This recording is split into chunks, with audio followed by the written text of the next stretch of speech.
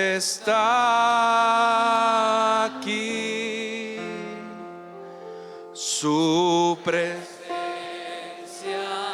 siento en mí.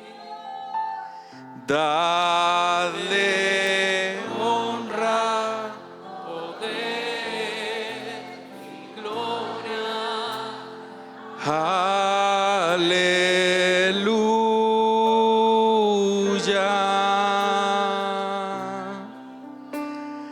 A su majestad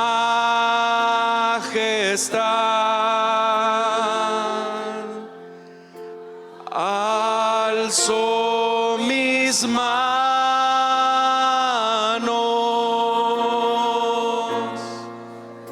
Señor, te alabo, te adoro y te amo.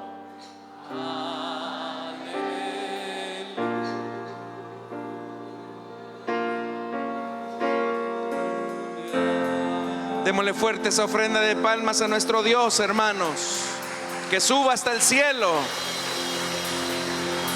Amén. Gloria a Dios, que el Señor les bendiga, hermanos y hermanas. Bienvenidos a la casa del Señor. Les invito a ponerse en pie. Vamos a orar al Señor para presentar delante de Él estas peticiones de oración que han llegado.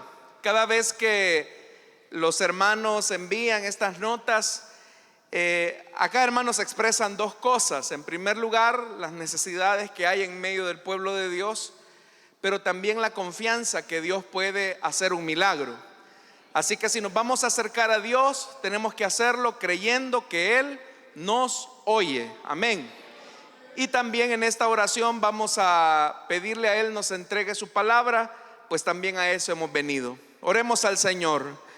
Amado Dios, que estás en los cielos y que te mueves a través de tu Santo Espíritu en medio de tu iglesia, esta noche, Señor, nos presentamos con acción de gracias y queremos, Señor, agradecerte por el privilegio que nos das de adorarte, de bendecir tu nombre. Para nosotros, Señor, es un privilegio que tú estés acá. Y en esa confianza, Señor, que tú estás en medio nuestro y nos oyes, queremos venir a poner ante ti estas peticiones de oración. Señor, tú conoces la aflicción de tu iglesia. Tú sabes qué es lo que les acongoja, qué es lo que les entristece, qué es lo que les abate. Pero en medio, Señor, de la tribulación, tú nos has dado abundantes promesas. Tú nos has dado, Señor, la esperanza de respondernos. Así que yo quiero pedirte esta noche que te manifiestes sobre cada vida, sanando a los enfermos. Los que están enfermos, levanten su mano en este momento. Señor, estas manos que están levantando tus hijos, muchos de ellos tienen enfermedades diversas. Mira, Señor, ellos están clamando a ti. Te pido que tú los sanes por las llagas de Cristo, por las heridas de Cristo, por todo aquello que tú hiciste en esa cruz, Señor. Sánalos esta noche. Reciba esta noche, hermano, la sanidad de Dios. Aquellos que están pidiendo fortaleza, levanten sus manos. Padre que estás en los cielos, mira las manos levantadas de tu pueblo. Aquellos que están afligidos, aquellos que están atribulados y piden fortaleza de parte de ti. Oh bendito Dios, tú eres nuestro amparo, nuestro pronto auxilio en la tribulación. Fortalece esta noche. Que tu Espíritu Santo venga sobre cada vida que levanta su mano esta noche. Reciba esta noche, hermano. Aquellos que se sienten tristes y necesitan el consuelo de Dios, levanten sus manos. Señor, consuela a tu pueblo. Trae ese consuelo que solo tú puedes dar. Tú, Señor, eres el que conoce nuestra tristeza, el que conoce nuestra angustia. Ahora, Señor, trae consuelo como un padre que abraza a su hijo, como una madre que protege a su hija. Oh Señor del cielo, tú nos has juntado como la gallina junta sus polluelos esta noche, y estás consolando, estás fortaleciendo. Y sabemos que nadie va a salir igual de este lugar. Te alabamos y te bendecimos. Señor, también queremos pedirte esta noche, Dios del cielo, entréganos tu palabra. Ábrenos las escrituras. Ten misericordia de nosotros, Señor. Nosotros reconocemos que no solo de pan vive el hombre, sino de toda palabra que sale de tu boca. Así que aliméntanos, Señor. Tenemos hambre y sed de ti. Hambre y sed de ti. Quédate con nosotros, Señor, y cumple tus propósitos esta noche. En el nombre de Jesús. Amén. Y amén. ¿Cuántos dan un fuerte gloria a Dios? Amén. Vamos a abrir la Biblia, hermanos, en el libro de Éxodo. En esta noche nos disponemos en la continuación de estos estudios que hemos estado teniendo acerca de la ley y de cómo la ley nos conduce a Cristo. La semana pasada iniciamos con el gran mandamiento, que como decíamos se divide en dos: hacia Dios y hacia nuestro prójimo. Pero hoy vamos a comenzar con cada uno de ellos, y por eso le invito a que abra su Biblia en Éxodo capítulo 20. Vamos a leer a partir del versículo número 1 en adelante. Si lo tienen, dicen amén, hermanos. Estos versículos se conocen popularmente como los 10 mandamientos, aunque usted va a notar que la Biblia no los llama así, sino que los llama las palabras, las 10 palabras.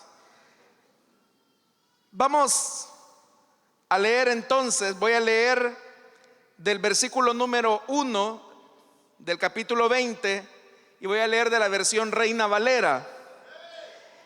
Y habló Dios todas estas palabras diciendo: yo soy Jehová tu Dios, que te saqué de la tierra de Egipto, de casa de servidumbre. No tendrás dioses ajenos delante de mí. Amén. Hasta ahí dejamos la lectura, hermanos. Tengan la bondad de sentarse, por favor, esta noche. Hermanos, el primero de estos 10 mandamientos, o el primero de estas 10 palabras, como lo hemos leído esta noche, nos llevan a reconocer la exclusividad de Dios, cuando Dios mismo exige: no tendrás dioses ajenos delante de mí. Pero para entender el contexto de este pasaje, es importante, hermanos, que nos ubiquemos en el momento en el que fueron dichas estas palabras. En los versículos anteriores, es decir, en el 1 y en el 2, notemos que el contexto de este mandamiento es: yo soy el Señor tu Dios. Yo te saqué de la tierra de Egipto, donde vivías como esclavo. Lo traduce otra versión de la Biblia. Hasta este punto del libro de Éxodo, Dios se ha revelado como el creador de todas las cosas. Dios se ha manifestado a su criatura como el artífice de todo lo existente. Y es ahí, hermanos, en ese punto donde todos los seres humanos tenemos una responsabilidad frente a nuestro creador. Pero ahora Dios específicamente va a dictaminar una serie de palabras que van dirigidas hacia su pueblo, específicamente hacia los descendientes de Abraham. Y esta exclusividad que Dios va a dirigir hacia la casa de Abraham es precisamente por el principio sobre el cual está fundamentado el primer mandamiento. Y es que Dios desea ser un Dios exclusivo de quien Él ha elegido como su pueblo exclusivo también. Por eso es que más adelante el Señor va a decir: no tendrás dioses ajenos delante de mí. Acá es donde tenemos que hacernos la pregunta: ¿por qué Dios exige una exclusividad radical hacia su persona? Cuando también la misma escritura, más adelante, en palabras de Pablo, él dirá: sabemos que un ídolo no tiene ningún valor en este mundo y que hay un solo Dios. Pablo incluso va a decir: los ídolos nada son. Entonces, ¿cuál es el sentido? ¿Cuál es el propósito por el cual Dios está demandando una exclusividad? Como que si existiesen otros dioses a la par de Él. Todos nosotros sabemos que solamente hay un Dios soberano, poderoso y absoluto, y que fuera del Altísimo no hay otro Dios. Entonces, ¿por qué razón Dios está demandando de su pueblo una exclusividad al punto que esto se coloca como la primer palabra de las 10 que se encuentran en este decálogo? La razón de por qué Dios pide o demanda una exclusividad es porque recuerde que Israel ha venido de la esclavitud en Egipto y ahora son un pueblo libre. Libre en el sentido de que ahora tienen un nuevo Señor, que ya no es Faraón, sino que el Señor, su Dios, es ahora su cabeza, su esposo. Y al entregarles estas 10 palabras y toda la ley, Dios está estableciendo un pacto de fidelidad, como un matrimonio. Es decir, Dios está contrayendo nupcias, por decirlo de alguna manera, con Israel, a quien lo ha libertado de las garras de la esclavitud. Y al igual que en toda relación matrimonial, el elemento fundamental para mantener sólida esa relación es la fidelidad y la exclusividad. Lamentablemente nosotros conocemos la historia de Israel, una historia de muchas tristes y amargas infidelidades. A lo largo de su historia, Israel tuvo una enorme tentación de dirigir su fidelidad hacia dioses paganos, como Baal, como Astarte, como Moloc, que fueron dioses que representaron para Israel un alto índice de seducción. Por eso es que la historia bíblica del Antiguo Testamento está llena de esas situaciones tan vergonzosas para Israel. Pero cada uno de estos ídolos representaba una necesidad o una realidad del hombre. Es decir, que cada uno de estos ídolos eran ídolos porque respondían a una necesidad de su pueblo. Por ejemplo, Baal era el dios de la fertilidad junto a Astarte. Baal era representado, o uno de sus símbolos más representativos eran la tormenta, la lluvia, el trueno, y se creía que era Baal el responsable de enviar la lluvia a Israel para que la tierra finalmente pudiera dar frutos. Astarte, por ejemplo, era la diosa de la fertilidad.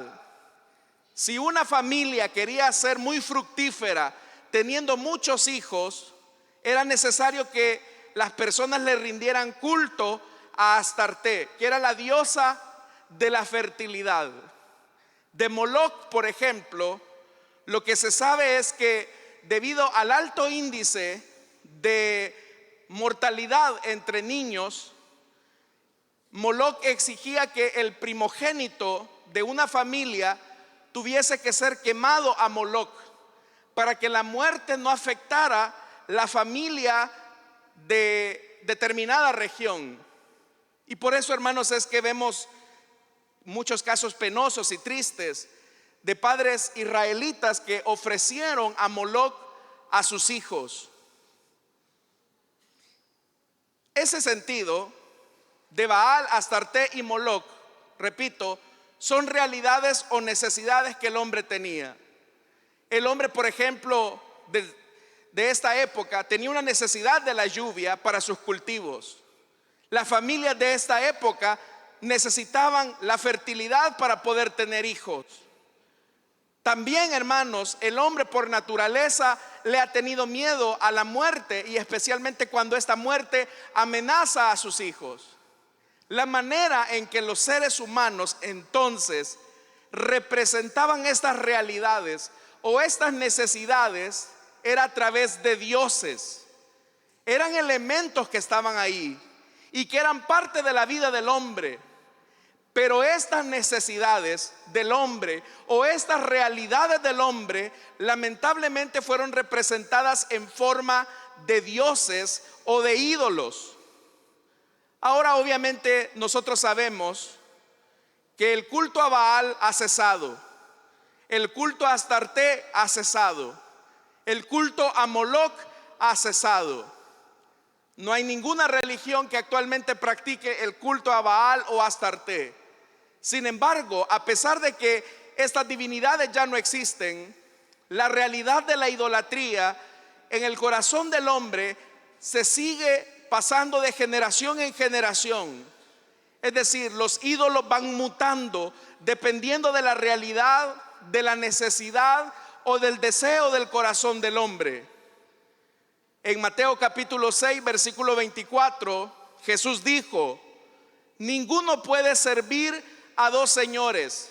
Jesús, haciendo alusión al primer mandamiento, él dijo: ninguno puede servir a dos señores, porque aborrecerá a uno y amará al otro, estimará al uno y menospreciará al otro. Y Jesús dijo claramente: no podéis servir a Dios y a las riquezas. Estas palabras que Jesús pronunció, las pronunció en su predicación del Sermón del Monte, allá en el capítulo 5 al 7 de Mateo. Y Jesús estaba hablando de lo inútil o de lo tonto que es acumular tesoros en la tierra, donde la polilla y el orín corrompe y donde los ladrones minan y hurtan. En cambio, Jesús alentó a su audiencia para que acumularan tesoros en el cielo, donde durarían estos para siempre. Pero el mayor obstáculo que nos impide invertir sabiamente nuestros corazones en los tesoros eternos y celestiales es lo que hay en nuestro propio corazón. Jesús incluso dijo que donde está nuestro tesoro, ¿qué dijo él? Allí estará nuestro corazón. ¿Y qué es un tesoro? Aquello que estimamos sobremanera, aquello que consideramos importante. Él dijo: donde esté nuestro tesoro, allí estará nuestro corazón. Si bien es cierto, la humanidad ya no se vuelca en adoración a Baal, a Astarté y a Moloc, lamentablemente el corazón del hombre sigue siendo cautivado por otras expresiones de idolatría. Y Jesús dejó en claro esto, que no podíamos servir a dos señores, porque la tendencia del ser humano es pretender agradar a Dios, el creador de todas las cosas, en tanto que pretendemos también agradar a otro señor.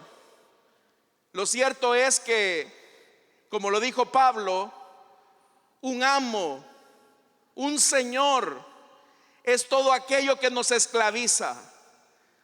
Hoy estas formas de idolatría han mutado en nuestra realidad y se convierten en los nuevos ídolos, los nuevos dioses a los que los hombres ahora sirven con devoción. A veces estos ídolos son ídolos perniciosos, son ídolos que lamentablemente exigen aberraciones y conductas que son desaprobadas por Dios. Por ejemplo, el alcohol puede ser un ídolo. La inmoralidad sexual puede ser otro ídolo. La violencia puede ser un ídolo. Todas esas expresiones pueden convertirse en síntomas de idolatría. Pero hay otros ídolos que son más sutiles y que no necesariamente son ídolos necesariamente, hermanos y hermanas, que nosotros los distingamos tan fácilmente como ídolos. Incluso los podemos llegar a justificar. Pero la advertencia de Jesús es la misma.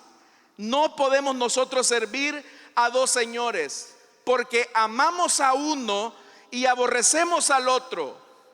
El detalle es que a quien decidimos amar, el otro se opondrá a él. Por eso es que el llamado a Jesús, el llamado que hacía Jesús es un llamado continuo al seguimiento para abandonar otras expresiones de señorío, otras expresiones de idolatría que son como los amos modernos. Usted sabe, por ejemplo, que Jesús llamó a un recaudador de impuestos llamado Leví, que por cierto fue el que colocó en testimonio en uno de los evangelios que tenemos en la escritura, que es Mateo. El Señor le dijo a Leví, mientras estaba en su templo idolátrico de recaudación de impuestos, Jesús solamente le dijo una palabra: sígueme. Y la Biblia dice que en el momento que Leví escuchó esas palabras del maestro, la Biblia dice que inmediatamente aquel hombre dejó el banco de los tributos para comenzar a disponerse a seguir a su maestro. Pero note lo que estaba ocurriendo ahí. El hombre estaba abandonando a un ídolo para seguir al verdadero Dios. Y esa es la realidad a la que todos los seres humanos nos vamos a enfrentar en algún momento de nuestra vida. El verdadero Dios se va a atravesar hacia nuestra vida y nos va a hacer un llamamiento al seguimiento. El Señor va a ir en una dirección, pero nuestro ídolo nos va a hacer ir en la dirección contraria. Y es ahí donde hay que hacer una elección. Cuando nosotros seguimos a Cristo, debemos de morir a nuestra carne, a nuestros deseos pecaminosos, al mundo. Porque tanto la carne, el mundo y Satanás van en una dirección contraria a la que va Cristo. Entonces, amados hermanos, si Dios ahora nos está diciendo a través del primer mandamiento: oigan, israelitas, yo los saqué de la esclavitud, ahora yo soy su amo, ahora yo soy su Señor. Es como que de alguna manera Dios les está diciendo a su pueblo: yo los compré y ahora me pertenecen. Y lo que yo demando de ustedes es exclusividad total. Eso mismo fue lo que Dios hizo con nosotros cuando Cristo pagó nuestra libertad en la cruz del Calvario. El día que Jesucristo derramó su sangre preciosa en el madero, Él pagó la deuda que usted y yo teníamos. El pecado era nuestro amo, nuestro verdugo, pero Cristo vino para deshacer las obras del diablo. Y ahora, hermanos y hermanas, tenemos un Señor, un Dios soberano, y ese fue el que compró nuestra libertad. ¿Cuántos hemos sido comprados a precio de sangre? Amén. Si hemos sido comprados a precio de sangre, Dios también demanda exclusividad de nosotros. No podemos coquetearle a otros ídolos. No podemos coquetearle a otros dioses. Y usted me dirá: hermano, pero yo no tengo problema con la idolatría. Yo no tengo problema con otros dioses.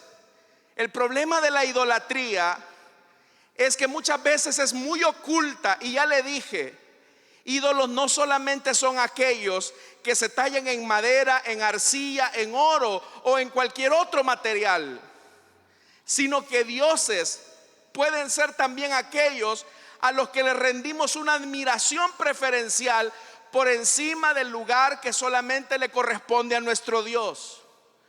Ahora quiero hablarle, hermanos y hermanas, de cómo saber si de verdad el Señor es nuestro Dios. ¿Cómo saber si yo no estoy luchando con una idolatría en mi corazón que me está desviando de mi sincera devoción de Cristo? Hay 4 cosas que Dios demanda de su pueblo en el primer mandamiento. La primera es la adoración. Solo Dios es digno de ser adorado, hermanos y hermanas. Cuando Satanás tentó a Cristo en el desierto, Él le ofreció todos los reinos de este mundo. ¿Y qué fue la oferta que le hizo el diablo? Si postrado me adorares, si postrado me adorares, yo te daré todos los reinos de este mundo. Tú te vas a convertir en tu propio Dios, Jesús, y todas las naciones se van a rendir frente a ti. Pero para que eso ocurra, tú tienes que postrarte en adoración a mí. Y el Señor le respondió de manera categórica, apelando al primer mandamiento o a la primera palabra: vete, Satanás, porque escrito está: al Señor tu Dios adorarás y solo a Él servirás. Vea lo que Jesús está enfatizando: que la adoración solamente es exclusiva hacia Dios. En el libro de Apocalipsis, en el capítulo 4, cuando le fue mostrado a Juan la visión celestial, que se le veía claramente la adoración hacia Dios, que se le atribuía a Dios, la Biblia dice que Juan vio seres celestiales que se postraban delante del Señor. ¿Y qué era lo que decían estos seres celestiales que se postraban delante del Señor? Digno eres de recibir la gloria y la honra, el poder, porque tú creaste todas las cosas y por tu voluntad existen y fueron creadas. Pero note lo que los seres angélicos le estaban diciendo al que estaba sentado en el trono: digno eres de recibir la gloria, el honor y el poder. Lo primero que Dios demanda de nosotros y que no es negociable es nuestra devoción y nuestra adoración hacia Dios. Solamente Dios, hermanos y hermanas, es digno de recibir este tipo de homenaje y de reverencia a su persona. Por eso es que Pablo también dirá que de Él, por Él y para Él son todas las cosas. Y por lo tanto dice que solo a Él sea la gloria por los siglos de los siglos. Dios es el único que puede recibir nuestra adoración. Entonces, preguntémonos, llegado a este punto, si lo primero que Dios demanda de mí es la adoración. ¿Qué es la adoración? ¿Qué es adorar a Dios? Adorar a Dios es reconocer su grandeza. Adorar a Dios es la reacción que provoca de entender que un Dios grande y poderoso se ha manifestado a nuestra vida. Es experimentar un sentimiento de admiración, de contemplación, pero también de temor reverente hacia Él. Si algo tenemos que entender nosotros, es que cuando nos reunimos en este lugar, venimos a adorar a Dios. Dios no te ha puesto a ti como crítico de música. Hay muchas personas que vienen a juzgar la alabanza, a juzgar el que dirige las alabanzas, como que si fueran críticos de música. Y hay gente que dice: hoy no me gustó la alabanza, hoy no me gustó esos coros. Es que yo creo que usted se ha equivocado. La alabanza no era para usted, la canción no era para usted. La alabanza era para aquel que está sentado en el trono de gloria. A Él le cantamos, a Él le adoramos. En nosotros hay una necesidad de adorar a Dios. En nosotros existe una necesidad de ser devotos hacia Él.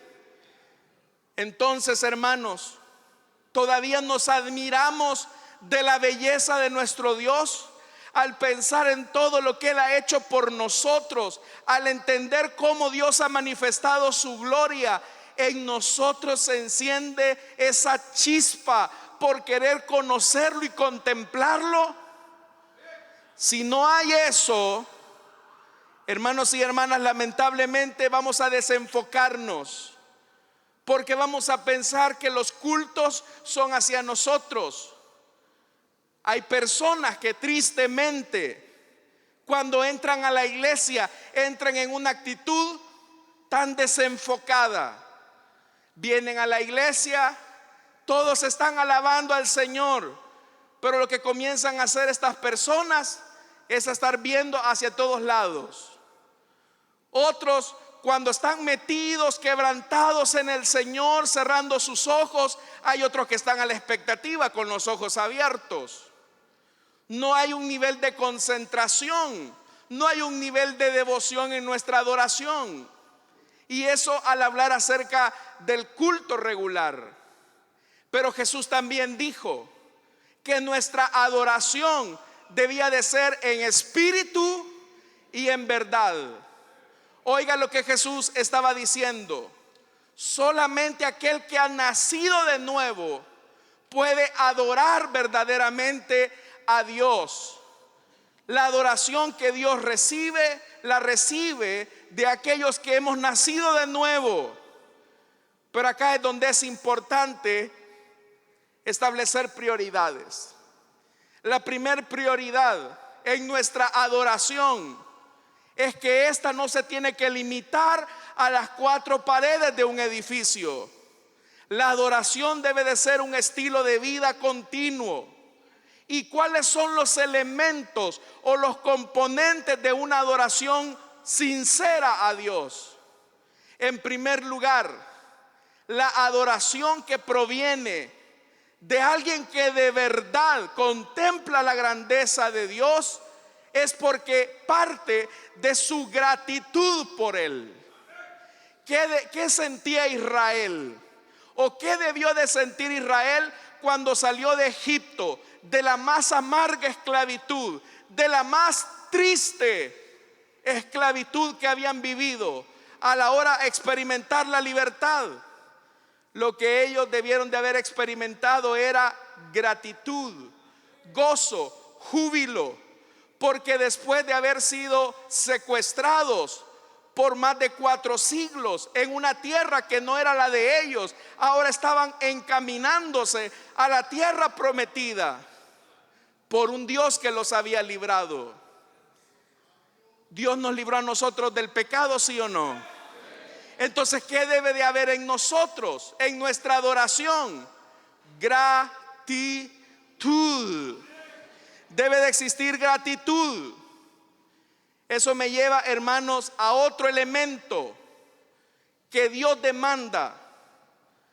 Lo segundo que Dios demanda de nuestra adoración, después de la adoración, es la acción de gracias. Es acción de gracias. Y esa acción de gracias obedece precisamente a ese sentimiento de humildad que debe de haber en nosotros. Cuando el salmista expresa esto, él dice: el Señor es mi fuerza y mi escudo, mi corazón en Él confía, de Él recibo ayuda. Oiga lo que el salmista está diciendo: de Él recibo ayuda. Mi corazón salta de alegría y con cánticos le daré gracias. Oiga lo que el salmista está diciendo. Una de las cosas que Dios, hermanos, desea de nosotros como exclusivo es que aprendamos a tener acción de gracias hacia Él. Nosotros los evangélicos hablamos mucho de un culto de acción de gracias. Y cuando la gente habla de culto de acción de gracias, normalmente está pensando en los tamales, en las pupusas, en la comida que le va a dar a la gente. Pero una acción de gracias en realidad es que nos tomemos el tiempo para reflexionar que esa sanidad, que esa provisión, que esa fortaleza, que esa liberación solamente vino del Dios Todopoderoso, que nos concedió la victoria definitiva frente a nuestro problema. Si un culto de acción de gracia solo se centra en el peinado de la gente, en las vejigas, en los tamales y en las pupusas, eso no es un culto de acción de gracias. ¿Qué es lo que la gente se enfoca? A veces ni siquiera hay un pequeño tiempo para orar y reflexionar. Simplemente es, vamos a hacer un culto de acción de gracias, hermanos. Y hacen la gran tamaleada, ¿verdad? Y nadie al final se puso a pensar en agradecer realmente a Dios lo que Él obró, lo que Él hizo. Hermanos, el salmista, cuando iba a ofrecer culto al único Dios verdadero, vea cómo él decía, hablando acerca de cuál debe de ser la actitud del adorador: entren por sus puertas con acción de gracias. Cuando usted entra a este edificio, ¿cómo entra? ¿Entra quejándose? Cuando usted entra a este servicio, ¿entra murmurando? ¿Entra mostrando su malestar con los gestores de tráfico? ¿Entra expresando su malestar con los servidores? ¿Entra expresando su malestar con medio mundo? Pero el salmista, ¿qué es lo que dice? Entren por sus puertas con acción de gracias, vengan a sus atrios con himnos de alabanza, denle gracias, alaben su nombre.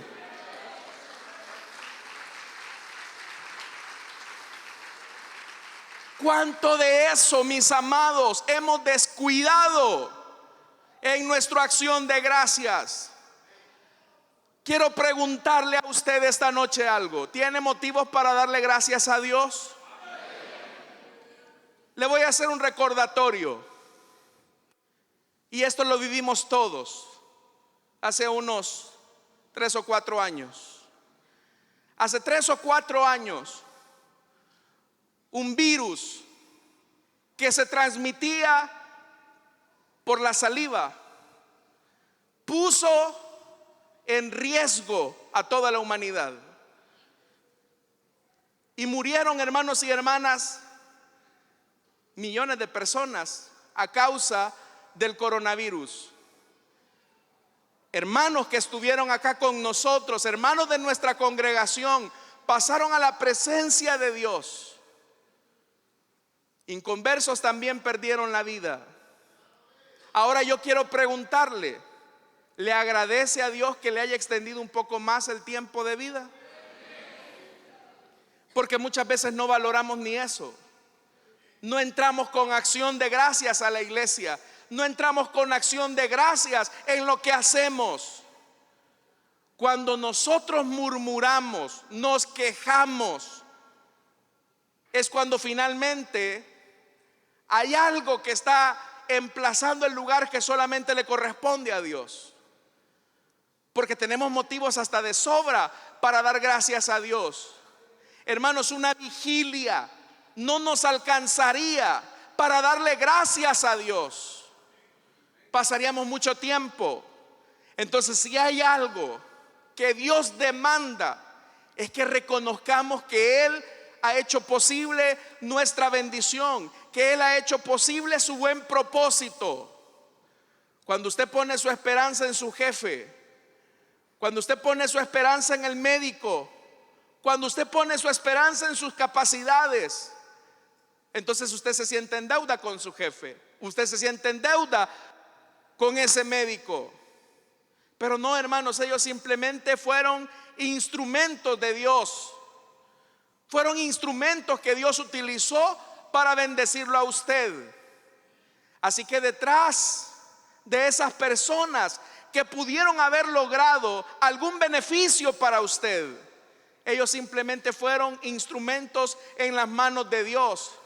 Pero si hay alguien a quien nosotros debemos atribuirle toda la gloria, todo el honor, toda la majestad, no es a su gerente, no es a su capacidad, no es, hermanos y hermanas, al buen médico que lo intervino. Nosotros estamos en las manos de Dios y a Él le debemos toda gloria, toda alabanza, toda acción de gracias.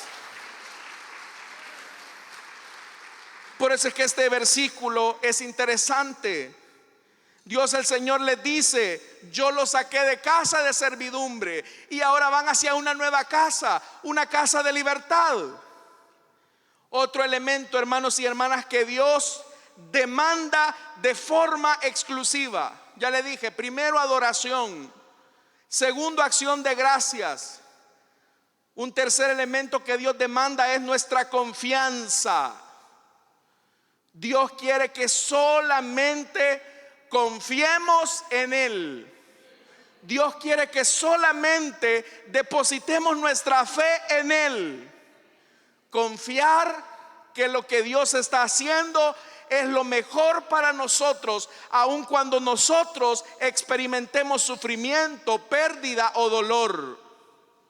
La ansiedad es la evidencia de nuestra falta de confianza en Dios. Oiga lo que le estoy diciendo. La ansiedad es la evidencia de nuestra falta de confianza en Dios. La Biblia nos dice: por nada estéis ansiosos, por nada estéis afanosos. Antes bien, expresemos ante Dios nuestras súplicas, nuestras rogativas, sabiendo que Dios tiene cuidado de cada uno de nosotros. Hasta este momento, Dios no se ha desentendido de usted y de mí. Y por eso es que Dios le demanda: confía solamente en mí. Si ahora no entiendes las cosas en tu vida, confía en mí. Si ahora te está tocando vivir un momento de sufrimiento y de dolor, confía en mí. Porque lo que ahora no ves, lo entenderás después. Pero Dios desea que confiemos en Él. ¿Qué sucede cuando no confiamos en Él? Cuando no confiamos en Dios, perdemos el gozo de nuestra salvación. Oiga lo que le estoy diciendo: perdemos el gozo de nuestra salvación. No le estoy diciendo que perdemos la salvación. La salvación es un don inmerecido que Dios lo ha garantizado eternamente, porque perfecto ha sido su sacrificio en la cruz. Pero podemos perder el gozo de nuestra salvación, de pensar o de creer que Dios se ha desentendido de nosotros. Hermanos, Dios no se ha desentendido de su necesidad y de su dolor. Dios sabe qué es lo que le aflige, Dios sabe qué es lo que le acongoja. Pero en medio de la tribulación, Dios espera que confiemos también en Él. Confiamos en Dios cuando buscamos su voluntad. Cada vez que nosotros le pedimos a Dios dirección acerca de algo, estamos reconociendo que confiamos en Él. Ante una decisión de noviazgo, ante un negocio que se vaya a emprender, ante una decisión que se vaya a tomar, cuán importante es que busquemos la voluntad de Dios. Tristemente, muchos de nosotros no buscamos la voluntad de Dios. ¿Y saben por qué no buscamos la voluntad del Señor? Porque nuestra confianza en Él ha decaído. Ponemos nuestra confianza en los hombres, ponemos nuestra confianza en nuestra capacidad. Pero cada vez que usted confía en esas cosas se levantan como nuevos dioses y nuevos ídolos en su corazón. Nosotros entonces tenemos que afincar esa confianza en el Señor, mirar al Señor con fe verdadera, esa fe que nos hace entender que Dios siempre va a querer lo mejor para nosotros. ¿Qué es lo que dice Romanos? A los que aman a Dios, todas las cosas les ayudan para bien. Tal vez tú no entiendes eso en este momento, pero todo ayuda para bien. Pero sabe, las personas inventan un montón de cosas. Dicen que confían en Dios y hay cristianos que todavía ven el horóscopo. Dicen que confían en Dios y todavía le ponen una pata de conejo detrás de la puerta. Dicen que confían en Dios y todavía le ponen ¿cómo se llama a los niños? La cosita que les ponen. Bien se lo saben, ¿verdad? Para que no le hagan mal de ojo, dicen. No, si eso es cierto, dicen. Una vez una hermana me dijo: mira, hermano, es que no hay que creer ni dejar de creer, me dijo. Entonces yo, por si las dudas, y yo por eso es que le pongo solamente ropita amarilla a mi niño, porque para que no me le hagan mal de ojo. Supersticiosos, cristianos supersticiosos. Cuando nosotros, hermanos, ponemos nuestra confianza en esos fetiches, incluso podemos poner la confianza en los hombres de manera desmedida. Pastor, óreme. Pastor, póngame las manos. Pastor, por favor, es que a usted Dios más lo oye. Amados hermanos, yo soy tan humano como ustedes, y el mismo Dios que lavó mis pecados es el Dios que lo ha santificado a usted. El mismo Dios que me oye a mí es el Dios que lo escucha a usted. Acérquese, confíe en Él. Y hay algo más que Dios demanda de manera exclusiva: es la invocación. Dios desea que solamente lo invoquemos a Él, porque todo aquel que invoque el nombre del Señor será salvo. Es invocar a Dios, es entender que no solamente Dios se interesa por nosotros, no solamente Dios cumple su plan en nosotros, sino que también Dios camina con nosotros. La Biblia dice algo: donde 2 o 3 estén reunidos en mi nombre. Ese pasaje no es el pasaje de consuelo cuando solamente le han llegado 2 a la reunión, hermano. Sí, porque a veces nos recitamos ese pasaje, un pasaje como de consolación.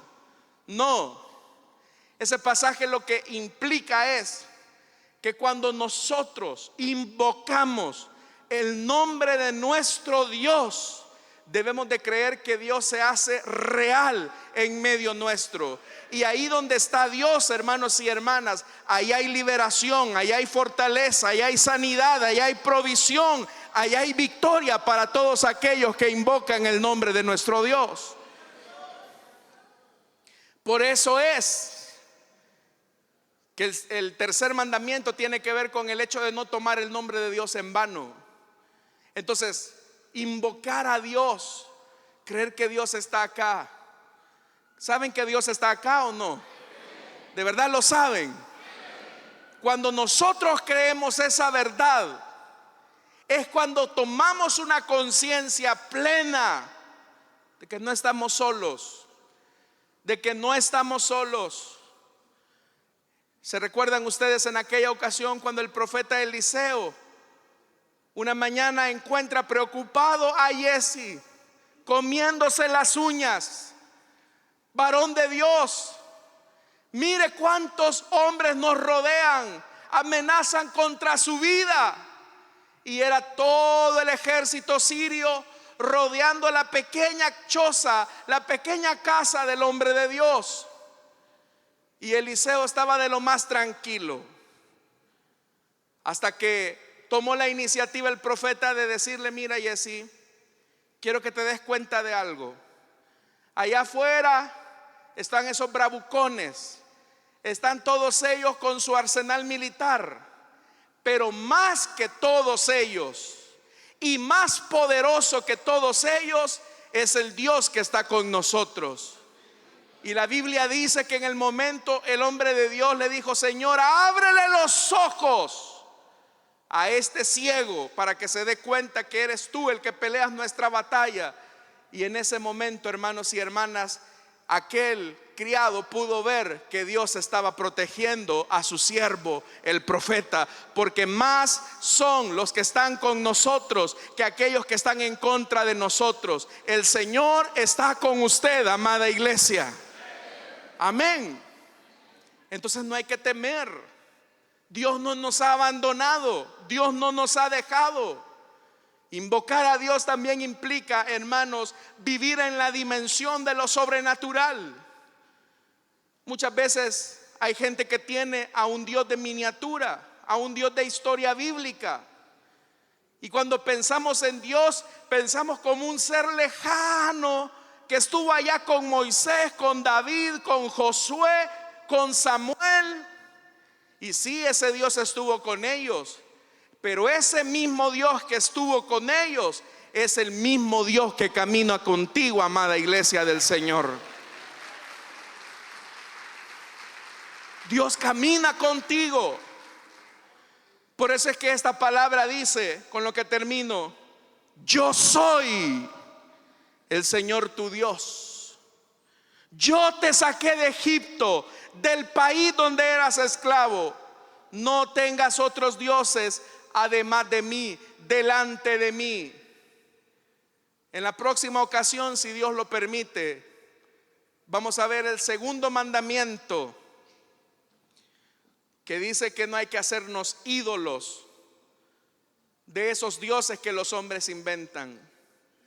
Hermanos, como ya les dije, seguramente muchos de ustedes ya no tienen estampitas, digo yo, ¿verdad?, de santos en su cartera. Seguramente muchos de ustedes, hermanos, ya hasta votaron a la Santa Muerte que tenían algunos, digo yo, ¿verdad? Sí, yo sé que ya no hay nada de eso, pero hay nuevos ídolos que se levantan en el corazón. Si tú estás confiando más en un hombre, ese es un ídolo. Si tú ante cada problema que tienes, al primero que invocas es a tu médico, es a tu corredor financiero, antes que a Dios, son tus ídolos.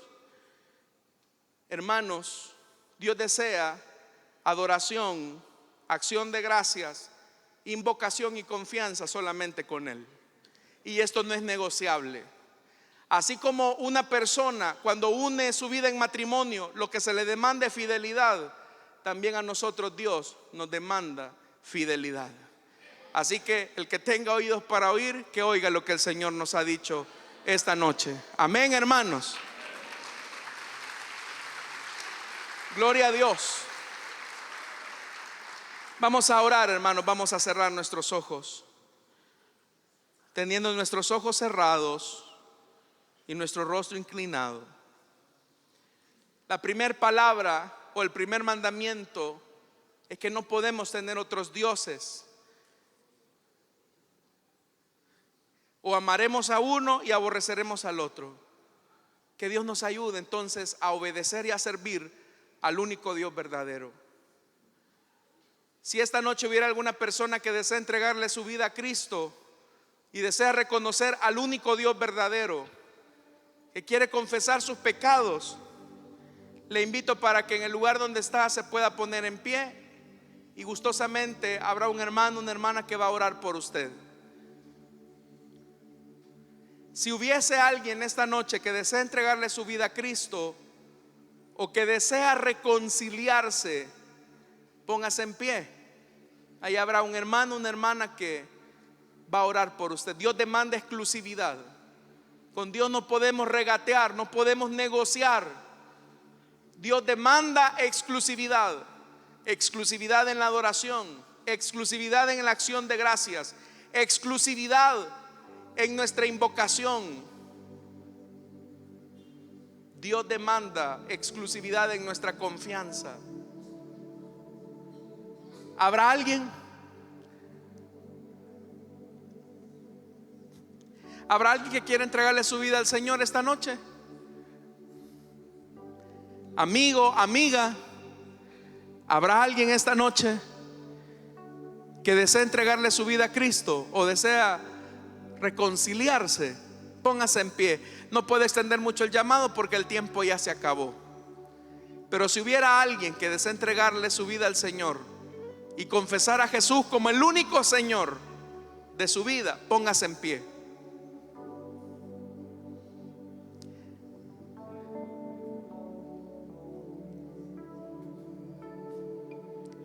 Vamos a orar entonces, hermanos. ¿Habrá alguien? Que Dios nos ayude entonces a renunciar a cualquier forma de idolatría. Porque, hermanos amados, los seres humanos somos dados a generar ídolos en el corazón. Y a veces ídolos de no cosas que sean malas. Esos ídolos a veces se pueden convertir en la forma de un esposo, en la forma de un hijo, en la forma de un trabajo, en la forma de un negocio, en la forma de una relación. Pero Dios no va a negociar su gloria. Dios solamente desea una fidelidad exclusiva. Y el llamado esta noche, amada iglesia de Dios, es a que seamos fieles a nuestro Dios. Él nos libró de la esclavitud del pecado para que le amemos solamente a Él. ¿Hay alguien? Vamos a orar entonces. Padre, te damos las gracias porque tu palabra ha sido anunciada esta noche, Señor. Tú demandas de nosotros fidelidad, adoración, invocación, acción de gracias, confianza solamente en ti. Quiero pedirte, buen Señor, que nos ayudes a sacar cualquier forma de idolatría del corazón. Esos ídolos perversos que nos dominan, que nos seducen, sácalos de nuestro corazón para servirte solamente a ti, Señor. Ayuda a que nuestra fidelidad y nuestra devoción solamente sea hacia ti. Oro por esta iglesia para que ellos deshagan toda idolatría del corazón, para que ellos saquen todo ídolo maloliente, para que ellos saquen, Señor, de sus vidas todo lo que no te agrada, y ayúdanos a amarte con devoción a ti, nuestro Dios que nos ha hecho libres en Cristo Jesús. Oramos también por nuestras ofrendas y nuestros diezmos. No te damos de lo que nos sobra, Señor, sino de lo mucho que tú nos das. Bendice a tu pueblo, es nuestra petición en Cristo Jesús. Amén y amén. Amén. ¿Cuántos dan un fuerte gloria a Dios, hermanos? Pueden pasar mis hermanos y nosotros cantamos al Señor.